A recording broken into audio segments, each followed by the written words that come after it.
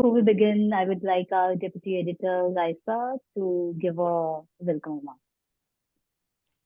Hi, everyone. Good evening, or good morning, or good afternoon if you're watching us on Facebook from wherever you are in the world. So, yes, I'm Raisa. And if you are watching us right now, you've probably been watching the documentary that's been streamed over the weekend. This month, we have a submission from Kashmir. And I think it's a really poignant, heartfelt depiction of life in Kashmir, and kind of combats the depiction of Kashmir in the international press and elsewhere as kind of depicting normalcy. I think it also really highlights the importance of the arts and music in combating an atmosphere of repression, militarization, censorship. I'm speaking from Sri Lanka. These are all contexts that we are familiar with, and they will be familiar across the region as well. So I think it's a really relevant film for today as well. And I just want to take a pause to thank Team Film Southasia, who has been hard at work putting this together. Thank you, Alok, for facilitating, and Sana from Himal for working closely with Alok on this. And of course, the biggest thank you goes to Tushar Madhav, who is joining us today. Thank you so much for sharing your important work, and thank you for being open to having a discussion around it. So without any further ado, I'm going to hand over to Sana and Alok. But just a quick note, if anybody who is watching has any questions, please do drop them in the chat box. And if you want to see more of these kind of film screenings, do follow himalmag.com for more updates of Film Southasia. And please consider signing up to our membership plans and support us.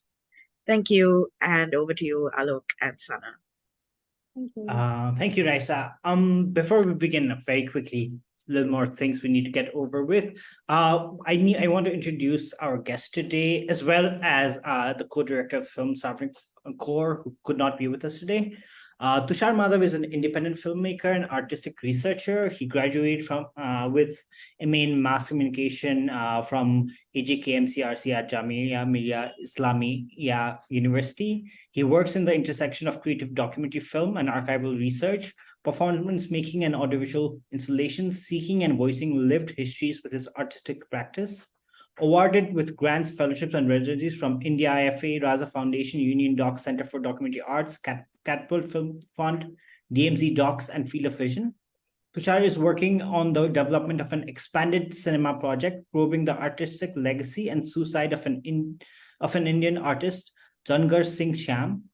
As an artistic researcher at the Netherlands Film Academy, Tushar is invested in weaving the personal with the political, the intimate with the collective, navigating forms and articulations to expand multidimensional and transdisciplinary process of filmmaking. Savnik Kaur is a writer and a documentary filmmaker and a storyteller who strives to tell the stories that hide anxiety and conflict just beneath the surfaces of the normal and the mundane. She has spent the past 3 years immersing herself in the fishing communities of Mumbai.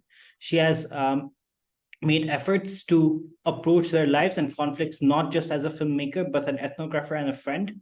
Sarvnik is currently traveling with her film Against the Tide, which won the Special Jury Award for Variety Filmmaking at Sundance 2023, which is why Sarvnik could not be with us here today.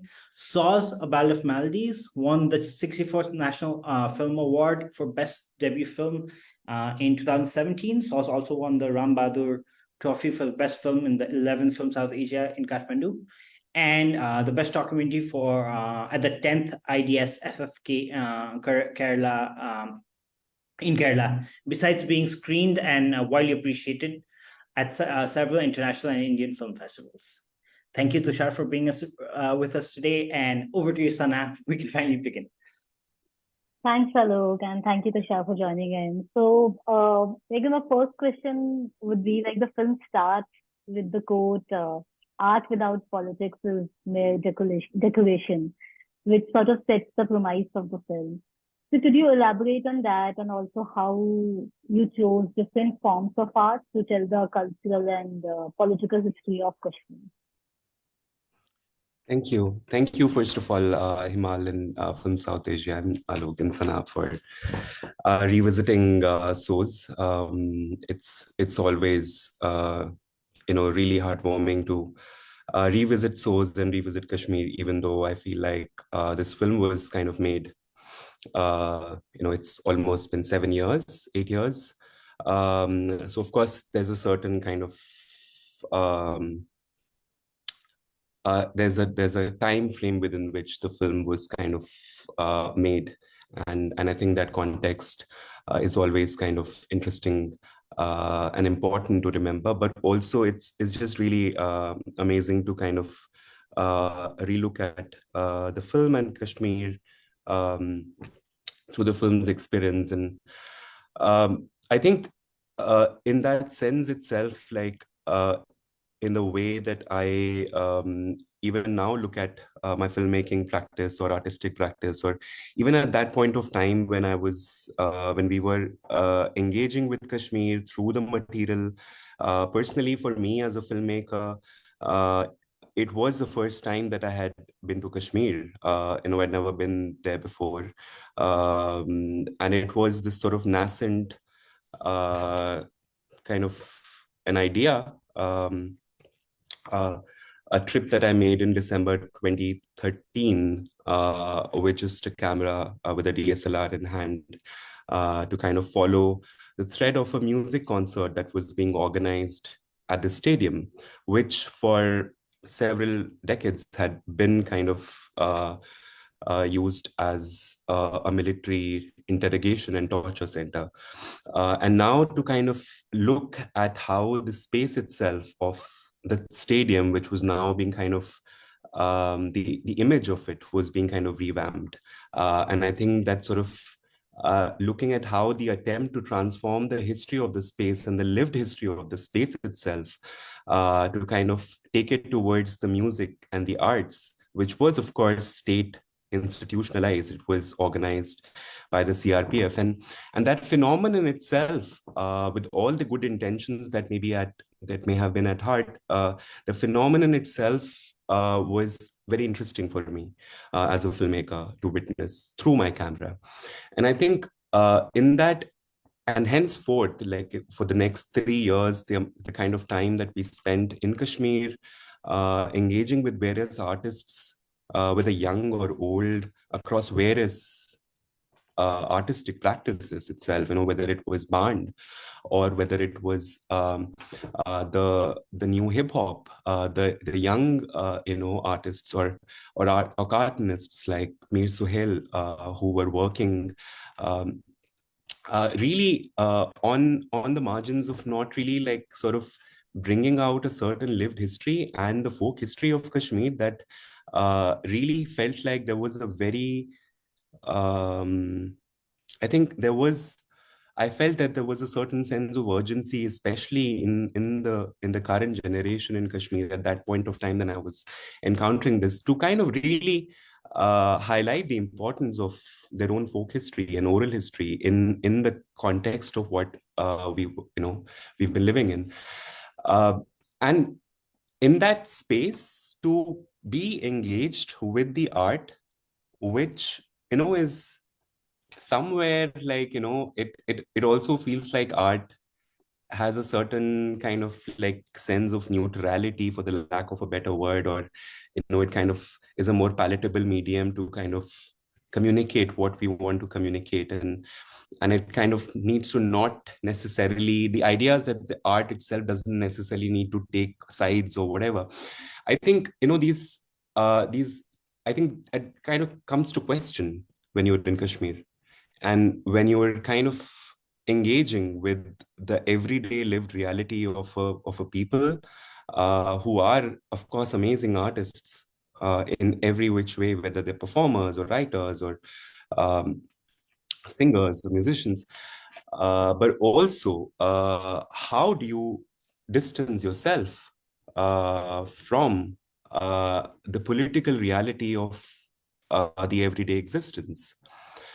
And I think in the making of the film itself, it became very, very kind of, this was actually a quote that one of the film's characters, Anis, had once said to me, like in one of our conversations, you know, and I think it was pretty much in the beginning of the making of the film, he had said this, that, you know, and he also said that it was an anonymous quote that he had heard from somewhere, which was really true for Kashmir, at least, like it felt like, you know, and I think it stuck around. It's a very simple sentence as it is, but of course it has a lot of kind of ramifications, and there are kind of different I think ideas that need to be further looked into with regards to that. And I think now 7 years later also, when I look at SOS, it's, you know, I look at the film with a different, with a slightly more evolved perspective as a filmmaker. And I do think about things, of course, I mean, it's something that we're very proud of as makers. And I think I'm also kind of taking the liberty to speak on Sarnik's behalf to say that they're really, really proud of the work that we did. But also at the same time, we're learning and evolving as makers. And I think the choices that we make as filmmakers, and they also tend to kind of evolve, and the ideas that are associated with art itself, you know, that we're kind of learning. And what does it mean to be an artist in today's time? Yeah, and that's only natural to look back to your work with a new perspective. You mentioned that you spent the next 3 years after 2013 in Kashmir. How did you select the artists you wanted to focus on, and how did you build that trust? And you really have built trust with them. How did you build that trust? It was over a period of 3 years, and it wasn't constantly in Kashmir. So I'd like to just clarify that it wasn't just like, you know, we were always there. And I think, well, the selection, I wouldn't call it selection. It becomes like a very like way to kind of describe the process being very like detached. I think like it's not really about selection. I think it's about connection. It's really about how, as a filmmaker, when I'm looking at a certain subject, how do I connect with the people that, you know, that I'm kind of like engaging with in the research process itself? Like, you know, for us, I think the fact that there was a certain journey that I was taking on, I was actually to be honest, the beginning of the film was in pursuit of a band called Dying Breed, which I had heard back in 2012 on YouTube, and I had read an article about this band, and that's the reason why this actually this sort of seed of this film was kind of planted from there. Because I was really inspired by what this band was doing. What they were doing was that they were kind of making Sufi blues, Kashmiri blues, and I would hear their music every day after work. You know, I would come back home and just like play their playlist on YouTube, and I was just absolutely absorbed and inspired by the work that they were doing. But by the time that I kind of managed to reach like a contact to make contact with them, the band had already disbanded because, you know, like many young bands, you know, that they disband, and, you know, the members were kind of leaving for different parts of the world. But um, I only one of the members was still there in Kashmir, and I tried meeting him.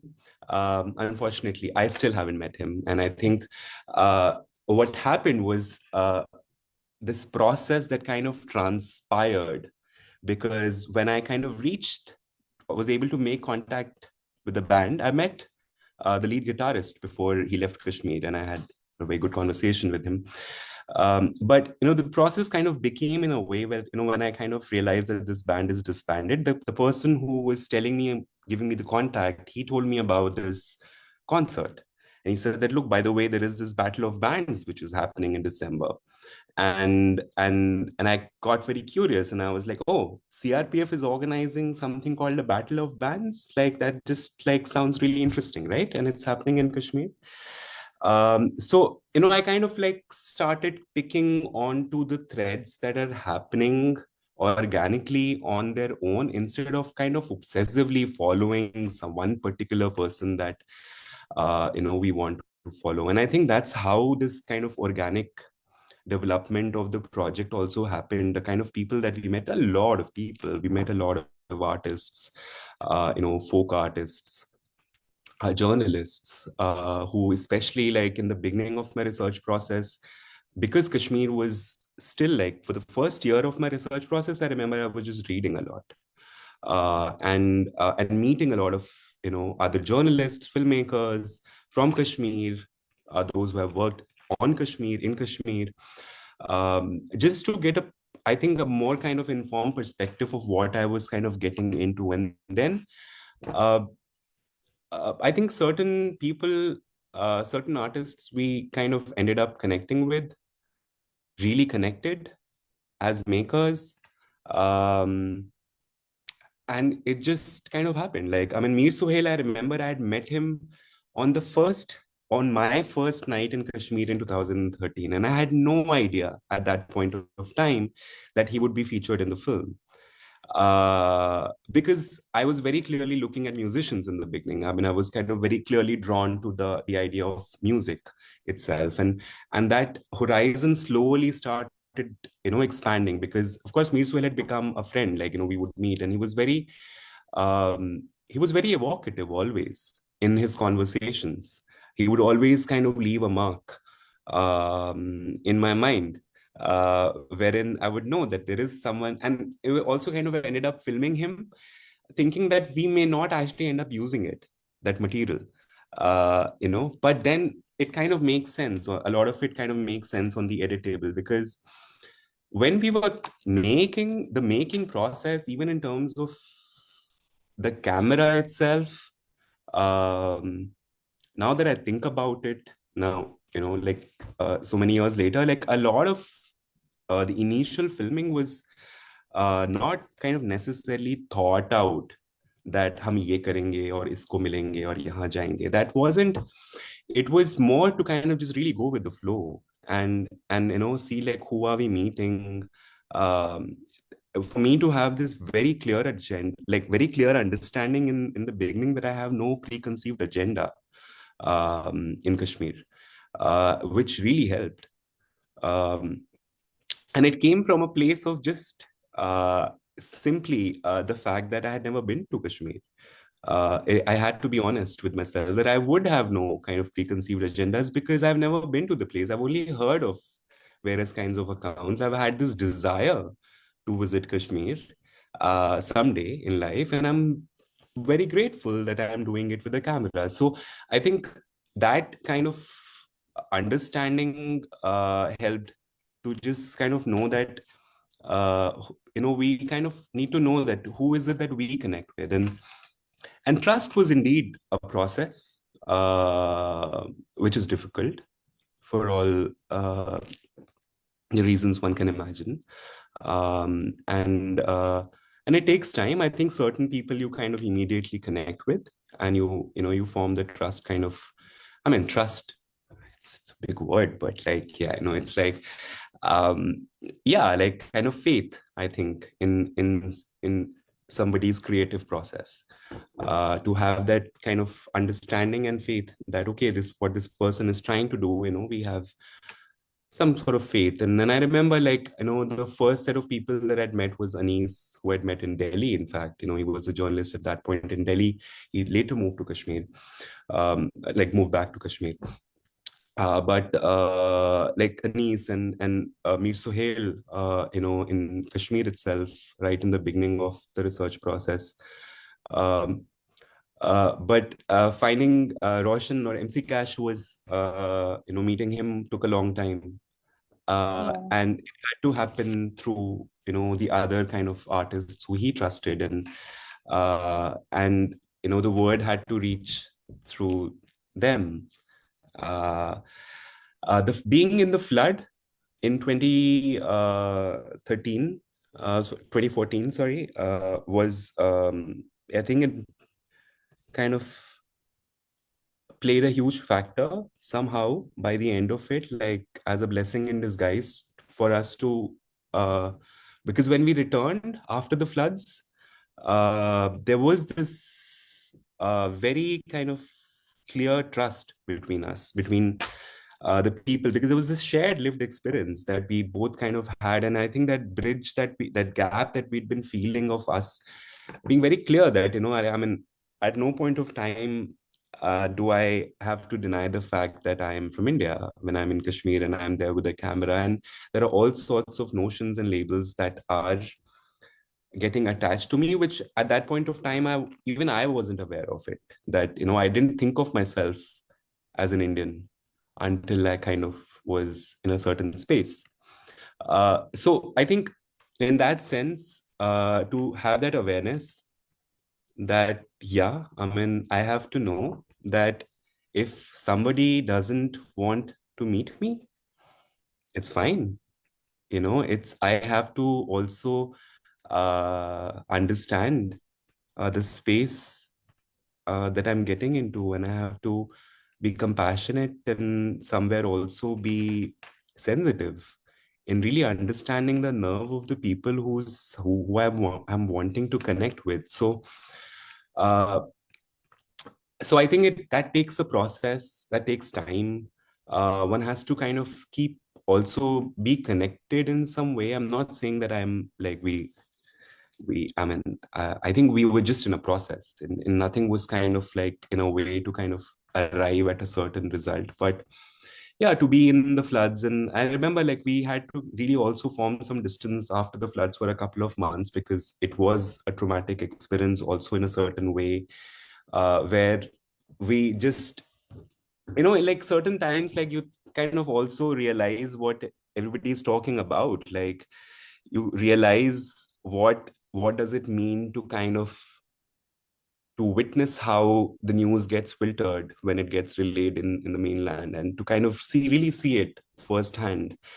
um, and I think those were really amazing revelations as filmmakers, that was happening, which was really eye-opening, and really, like, I mean, it just kind of adds to a learning experience in a way that doesn't necessarily have to reflect as it is in one's film or work, but it just kind of helps us become more informed about the process of making, films with people, um, and the responsibilities that I guess we carry.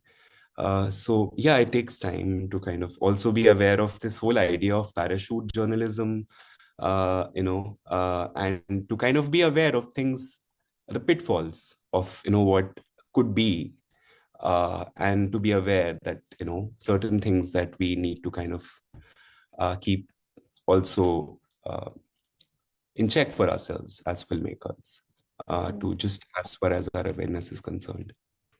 Yeah. So you mentioned like the media and parachute journalism, and like what struck me in the film also, like when you start interviewing Zareef Sahab, it starts with Srinagar 2014. And it struck me because like 2014 is when the right-wing Bharatiya Janata Party came into power. And after that, we have seen deterioration of media, Hindu Muslim politics, identity politics, increase in Islamophobia, and, obviously by media reportage. So could you talk a bit, how it was to make a film during that time, like in a highly militarized state like Kashmir?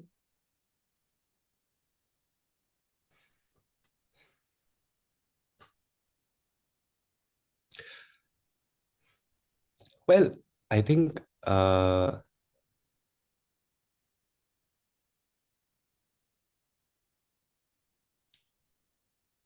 lot of it is already kind of relayed in the film itself.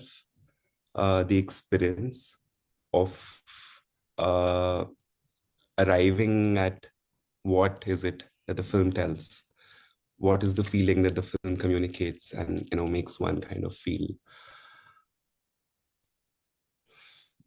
I really don't know what to say, because I think somewhere it becomes, to be in in scenarios and circumstances. I mean, it kind of like induces and it kind of incites you as an artist to work in a certain way, and but also, I mean, interestingly, uh, or I don't know, like I mean, we kind of like finished filming in Kashmir in 2000, early 2015, and it was right after that was when the Burhan Wani killing had happened in Kashmir. So we were in that period of time in Kashmir when Burhan Wani was still alive, and we were kind of witnessing this period of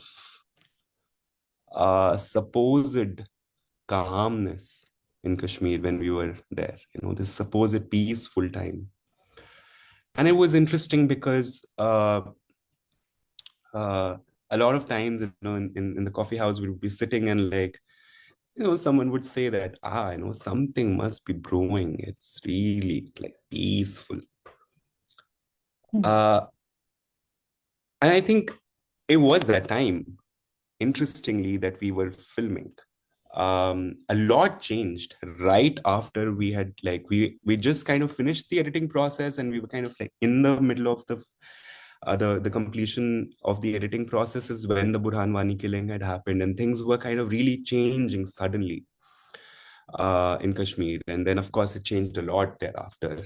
Um, uh, and I think in that context, I don't know how to describe that. I think, certain fragment came out because we were there at a certain point of time, but things really dramatically changed right after that.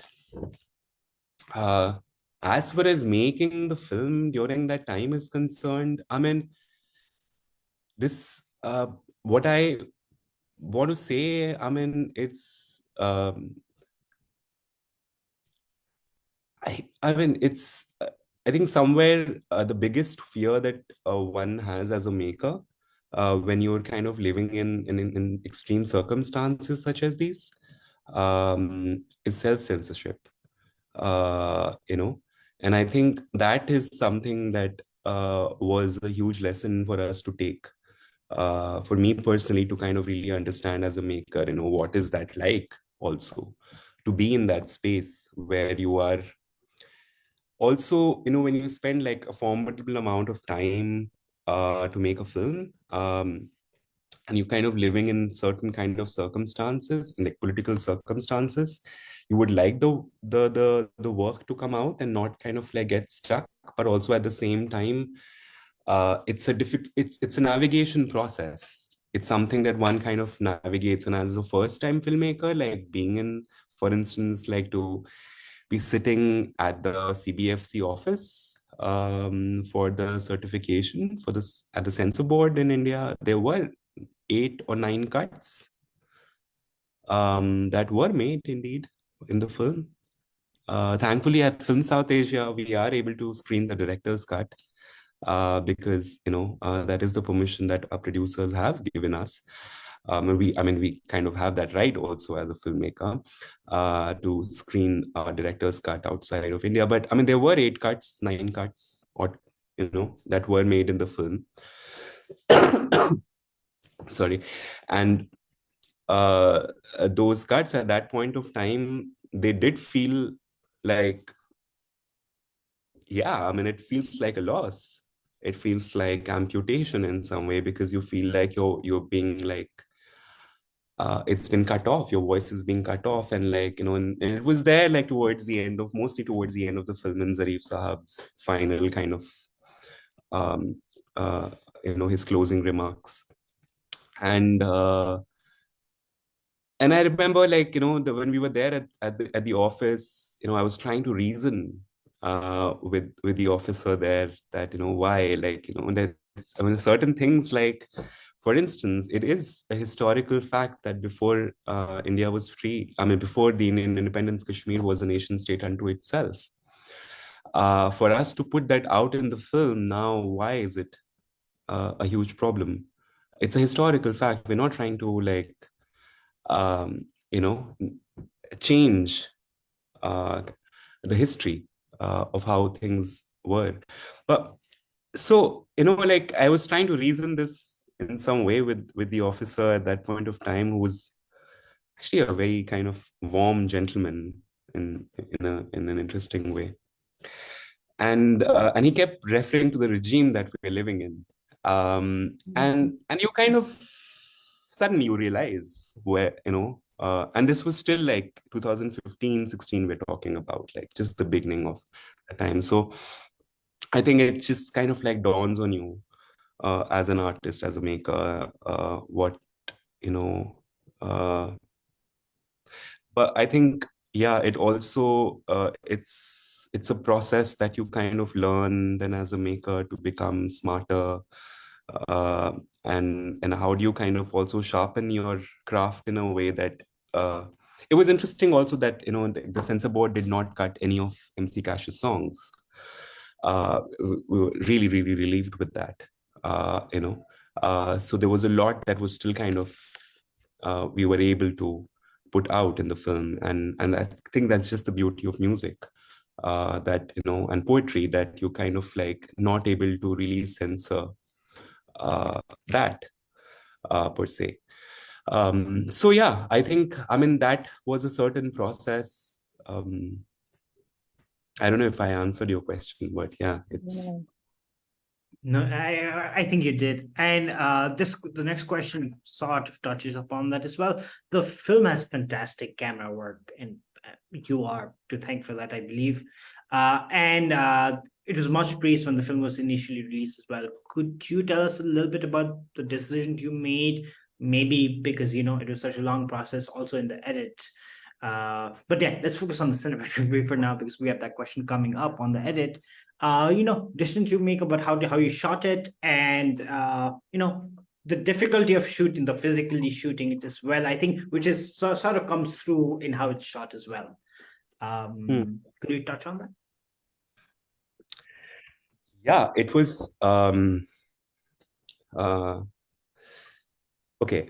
I mean, as a maker, like if you're behind the camera in Kashmir, it's just always amazing, because I mean, just as someone who kind of like is working with like a lens-based artist, would really always appreciate the light in Kashmir.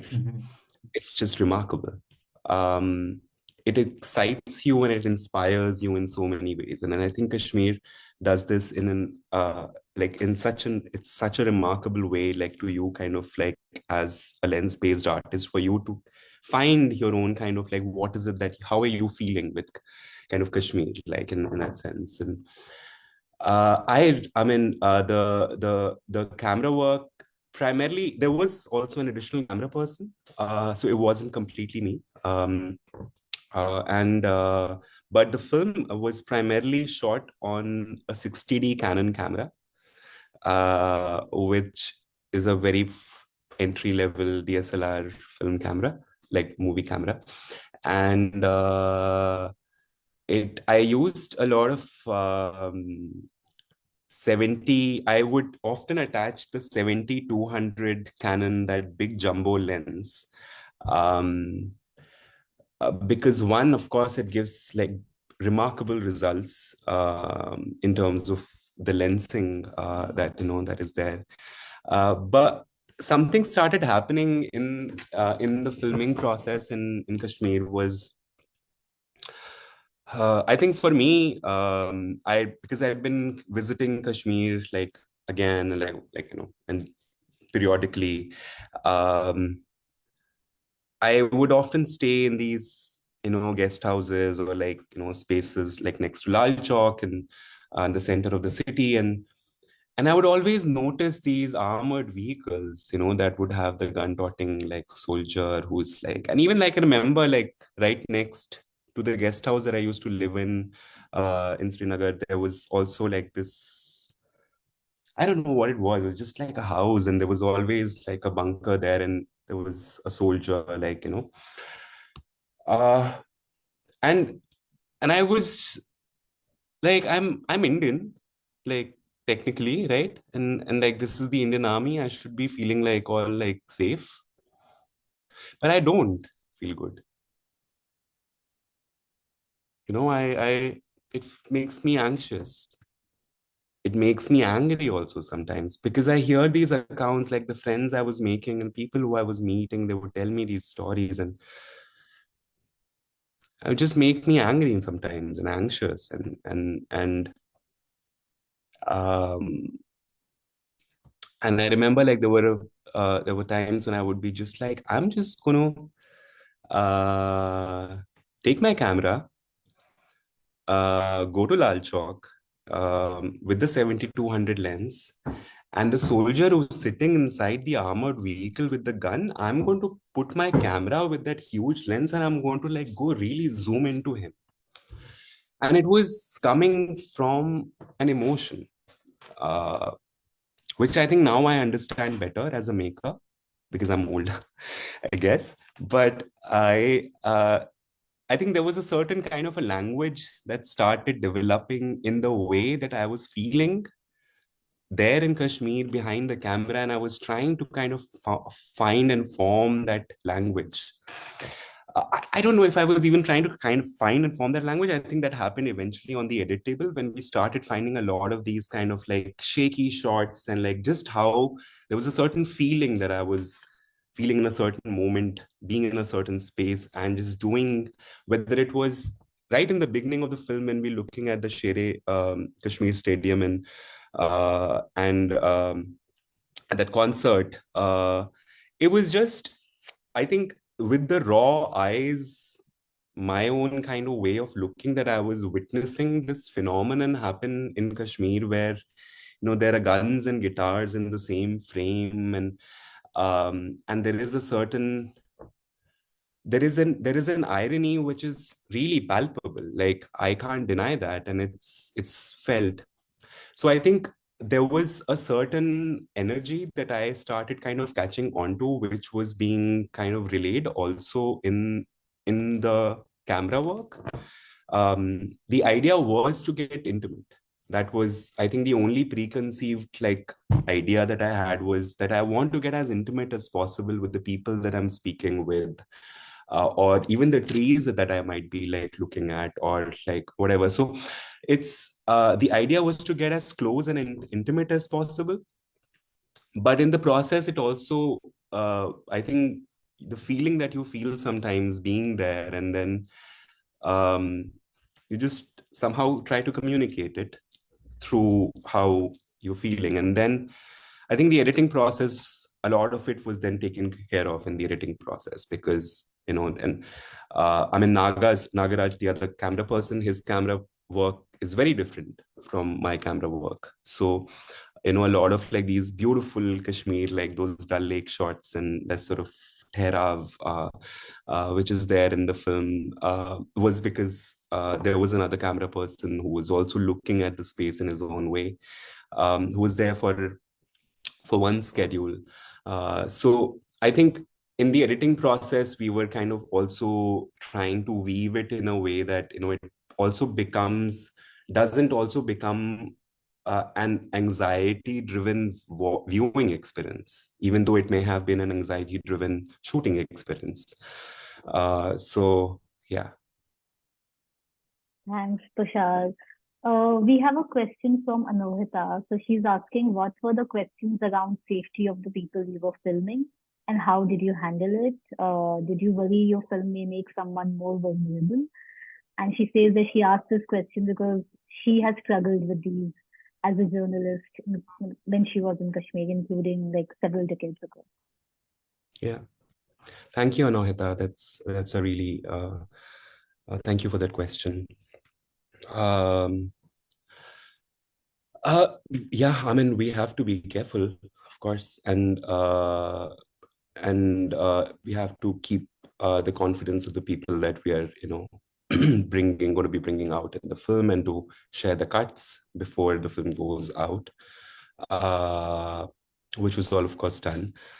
We filmed a lot of people. We did not include everybody in the film, also because there were people that we were also not able to, for various reasons.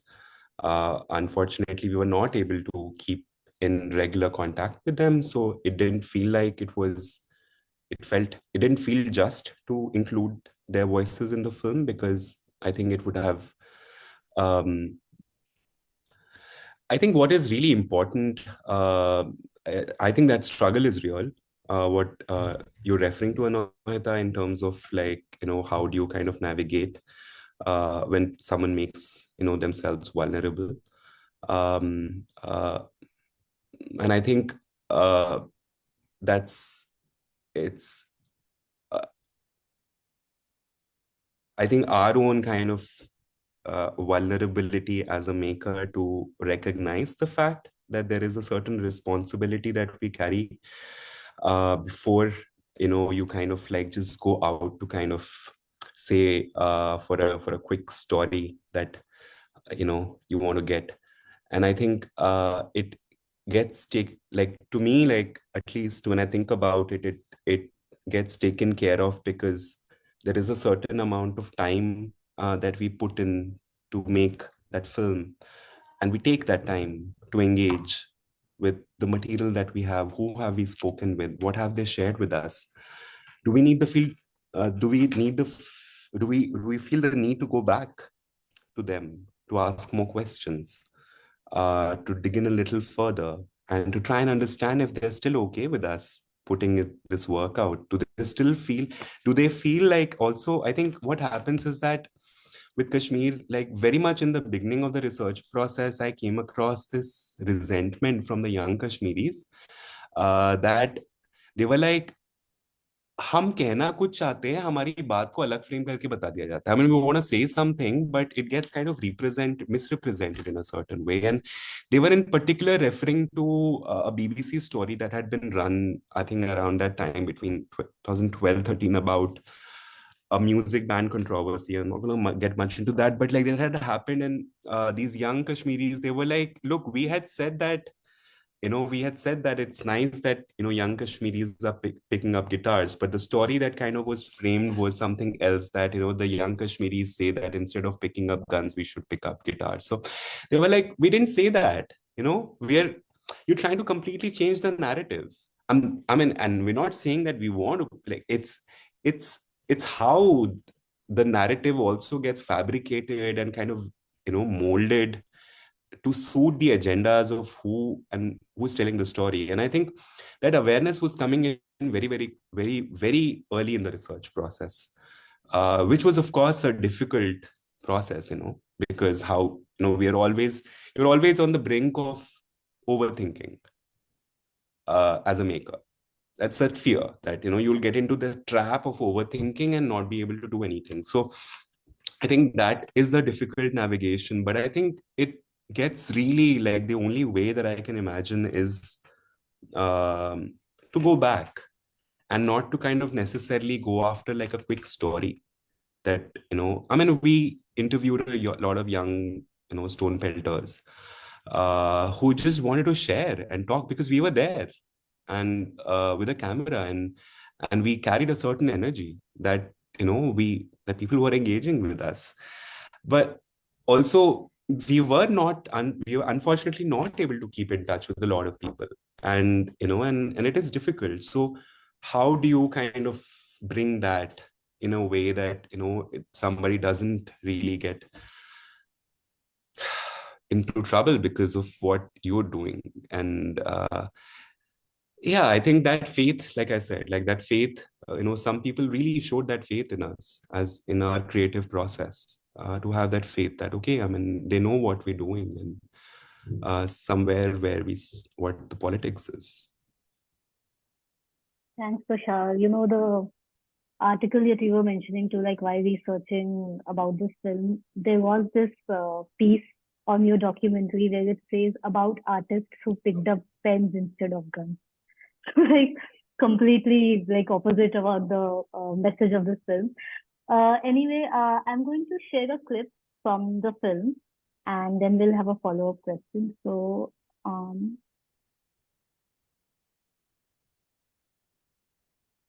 actually like that, but there's a net also, there's this barbed wire, and there is this TV inside it where the photographs are on the loop. the photographs I had taken from the travelogues of Europeans and foreigners who had come to Kashmir and written books about Kashmir, mostly praising and all that kind of a thing. Yeah, books I took from 19th century onwards and took the covers of those books which were on the loop. So this whole work was about landscape itself, actually the marking of a landscape where the bunker becomes part of it and becomes part of a memory as well. Then the erasure that happens, the same way those books had talked about Kashmir.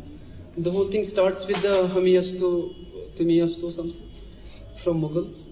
This Kashmir as a beautiful place, as a paradise, which I try to deconstruct in this work. And showed this bunker is actually which is part of our memory of at least my generation.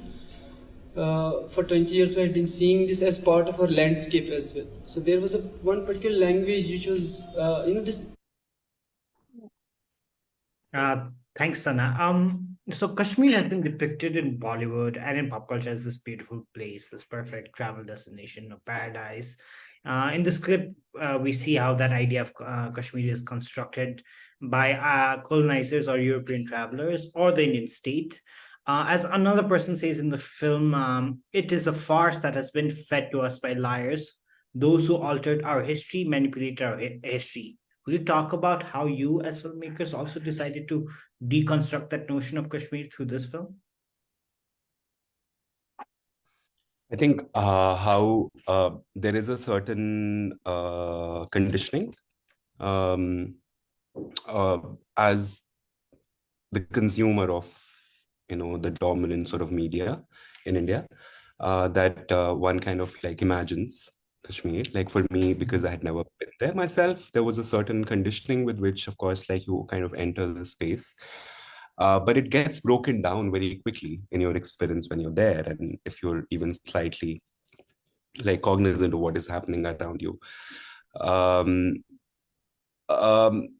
I think as the maker to kind of really be like to become kind of more open to the spaces that are anyway kind of like opening up in front of you instead of like kind of necessarily going after the images that one may have kind of preconceived, like imagined, whether it's, and it kind of like really exists in the two polarities, whether it's the images of extreme violence or the images of extreme beauty. And because they're both kind of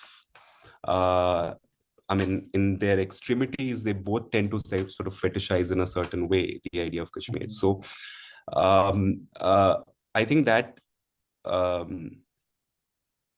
yeah, I mean, that awareness as someone who's kind of behind the camera and the kind of images that I'm making.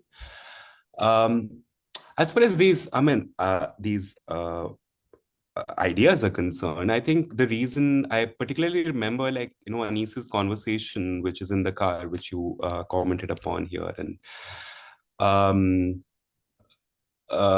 mean, we thought about it for a long time, and then we ended up kind of including it in the film, was because it is really coming from a lived experience of an informed journalist who understands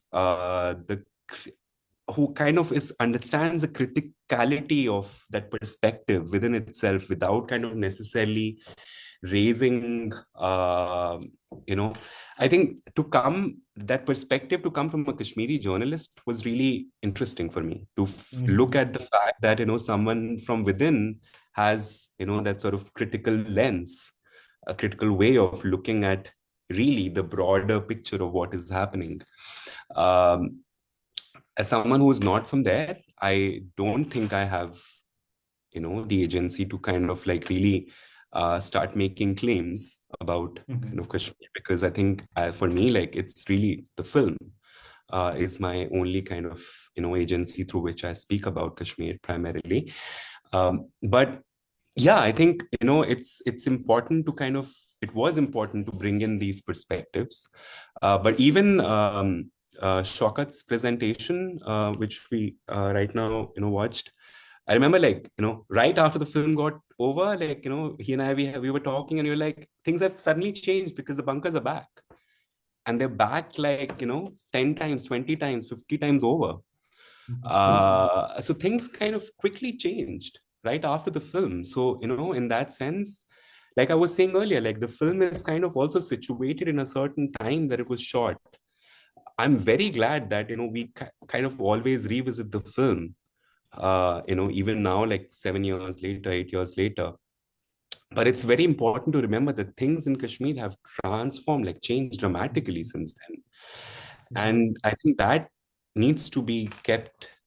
We can't go back and change the edits now, and we can only speak about it. So, but I think, yeah, I think that is important to remember, that the film is situated in a certain point of time, and things changed really dramatically. I mean, he was referring to the fact that the bunkers were receding, which at that point of time had become the motivation for him to create that work of art. But right after the film, the bunkers were back, and I mean, back in the sense like they never left, but like they were like multiplied already. So yeah, I think that is true. Uh, Tushar, like in the previous one of the questions, you said you have to be a smart filmmaker to, get the censorship certificate. And like in the film, like it touches upon the history of Kashmir, Kashmiri pundits, Smart politics, filmmaker to Pakistan. get a censor certificate. Okay, no, I didn't say that, but Like yeah, not okay. like it's a smart I think filmmaker, I yeah. understand. So like a lot of like the film touches on a lot of these quote unquote controversial topics, and you have managed to pull it off. So could you talk a little bit about scripting and the editing process?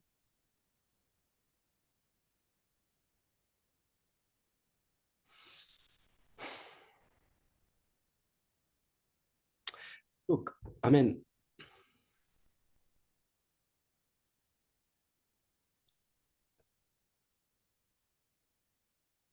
I mean, it's a, I don't know how to respond to that question. I mean, we're not, as a maker, when I'm editing something or I think right in the beginning, I said that one of the biggest takeaways from this experience in Kashmir is understanding the perils of self censorship.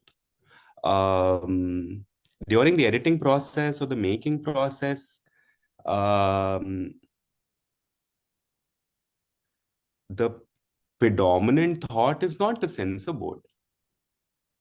That thought comes later on when the film kind of is getting near completion. Like, when it's more I think it's really, I mean, there are many cuts that I still feel like felt like amputation. I've gone past it now. I've healed. I don't feel hurt anymore. But at that point of time, it felt really hurtful because those were cuts that felt like they should not have been cut. Yeah. I mean, as a I remember like, when we had returned from the CBFC meeting, we quickly made like, quickly, I went back to the edit table. I quickly made those cuts, the 8-9 cuts. We called some friends, and who had seen, some of them who had seen the longer cut, like uncensored cut also, and we were just trying to get a sense of how people are responding, because we were too much in it to really Yeah. also understand. So in terms of the editing process, I mean, I really don't know why I mean, by being smart as a maker doesn't necessarily mean that what you're doing is to kind of evade the censor board. That's not being smart as a maker. It really also tends to like really mean how do we communicate feelings and Yeah. ideas, in ways that that will make their way. Yeah. How do I say something that it does not Yeah. gets stopped, but at the same time Yeah. I can still communicate what I wish to communicate? Yeah. And that is the process, right? I mean, it's not about evading the censor board or like it just also giving it undue importance then, but uh, I think it's also understanding as a maker how you're also, I think one thing that I tell myself now is that I'm still learning this as a process, but like I'm something that I still tell myself now is that how I have to really kind of balance myself as someone who is an emotional filmmaker. And I think that is again like it's a learning process. How do I kind of temper uh, myself in a way that it kind of embellishes my craft more. um, and I think a lot of these are these processes, they are kind of like they kind of happen. But yeah, I mean, in terms of the edit, like I don't and the shooting process, like we were just going with what, like that wasn't the idea that, oh, this will get censored. Of course, certain things we know, like because it was in the contract, we knew that it has to go to a censor board. So अब बार बार वो हम क्या चाहते हैं आजादी की chanting लगाएंगे तो फिर obviously like it is going to make it loud and clear that we are inviting cuts. I think those, again, like how do we kind of navigate that so that again the idea gets communicated, the feeling that needs to be communicated, or the philosophy which needs to be communicated, that gets communicated without it kind of inviting like someone to say that, no no, kato kato kato kato kato kya kar rahe ho. So that is a process, no, like that as a maker you kind of learn also, given the kind of circumstances you're living in. And yeah. Yeah. Um, So again, I don't know if I'm really answering the question, but no, I think it it's was, learning for me. yeah, true. Thank you, Tushar. There are almost no women artists in the film except the woman who founded the group of disappeared people. So the film, in a sense, becomes a history told by the men of Kashmir. Could you talk about that? It's just a huge drawback. It's just a huge drawback of the film, and it does not mean that there are amazing Kashmiri women artists. And we did film with some, and I mean that some, the other day I was looking at, now I'm working and doing something with the unused material that I filmed in Kashmir and I found in Kashmir for something else. And there's some really interesting archives also that we were able to find, of amazing poetesses like Haba Khatun. And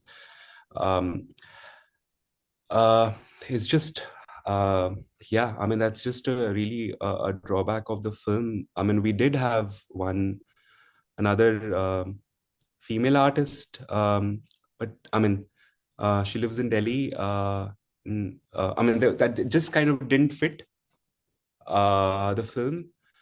The idea was also to not make representation tokenistic in any way in the film, and Yeah, that's also the yeah, reason why, even though there is a voice for uh, the angst and the pain that has been felt by the Kashmiri Pandit community in Kashmir, we were very clear that we didn't want to bring anyone just for the sake of like token representation. That's not fair, right? So I mean, again, that has to be felt. That loss, which has to be felt for the community which has been lost, of course. And it is, I mean, at least, I mean, in the reference that Zareef Saab makes, for me, it was so heartfelt that I felt like, it's, that's the feeling they have left. And they're not in the valley right now. I mean, there are, of course, Kashmiri Pandits there, but I mean, the idea was not to make representation tokenistic. And that was something that we did realize, that to not have women artists, it's going to be read in a certain way. yeah. And I think in every post screening discussion, this question has come up, and we've always apologized for this. And I mean, in the sense, like, it is a film's drawback. It's not to say that there are no women artists. Of course, there are, and it's just that it just didn't happen with this film. Yeah. Um, So we are here on the last question. Something which Mahita also mentioned in the chat. Like the artist talks about erasure, and now, of course, Kashmir no longer even exists as a state. So, how do you look back at your film now? Do you see differently from what you made it? Like when you made it?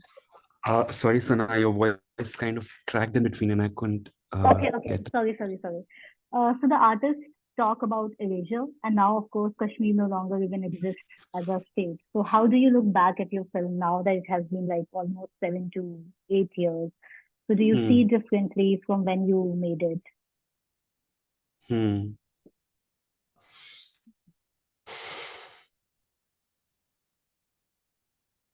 Yeah, I mean it's so different. I mean things changed almost immediately after the film. Things started changing in Kashmir almost immediately after we finished the film. Um, in 2019 when Article 320 was revoked. Of course, I mean that just completely changes a lot of the perspectives that are there in the film. And I think those perspectives need to be kind of relooked at within this light. It doesn't change the account itself. It just, I think, makes the account a lot more urgent. Yeah. It makes the need to understand this larger history that Zareef Sahab is referring to a lot more urgent as to why is it that someone like Zareef Sahab who is such a prolific poet and such an amazing historian in his own right. He's referring to the last 400 years of political regime in Kashmir being that of occupation. And I think that needs to be understood within this light of what has recently happened in terms of the changes and not recognizing Kashmir as a state anymore. And yeah, I think that does change the picture.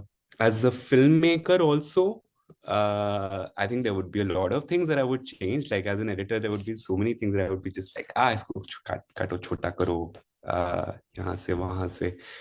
But also a lot of things that I'm just like, yeah, like, we were like also like making the film with a certain spirit. We both like as makers had found after a while of kind of like really navigating the process of finding the film, like we'd found it. Um, and that is something that, like I'm very happy about, that the fact that the film was able to navigate a lot of history of Kashmir, the fact that there was a voice, a very clear voice that was coming out at the end of the film, which is Yeah. something that I truly believe in, what the film stood for. And I think those are things that I still kind of hold true. But as a maker, yeah, I would change a lot of things. I would approach the subject probably differently. Even now, like when I'm looking at the same footage now, and I'm like, I would look at the same material in a different way, and I would have a different approach as an editor.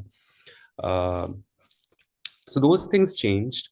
The dialogue around Kashmir also, of course, it has to evolve every time the film gets screened, and I'm very glad. I'm so grateful that people still like find value in Soz, even though I like absolutely agree that the film is set in a certain time, and that needs to be recognized every time we watch Soz, Exactly. because it is set in a certain time, and I think that recognition needs to be made, and henceforth, of course, all kind of conversations exist because those issues have existed in Kashmir forever, right? So they do not change, and that lived reality does not change. Okay, thank you so much, Tushar. Thank you for your very thoughtful answers, and thank you for your time. We had a pleasure watching this film and talking to you today. Screen South Asia is a monthly screening session that we do between Himal South Asian and Film South Asia, and we host these sessions after the films are screened. We'll be back again next month with another South Asian film from the FSA archives. And we hope if you're watching this or listening to this, you'll join us again. Thank you so much. Thank you, Thank everyone. you. Thanks, Thank you. Tushar. And thank you everybody for Himal and Film Southasia and all people in the audience and people who've been watching the film. And yeah, it's just amazing to reconnect on Kashmir, and I hope this continues. Thank you Thanks so and good much. luck with your next project. Thank you. Thank you so much. Bye-bye. Bye-bye. Bye. Bye.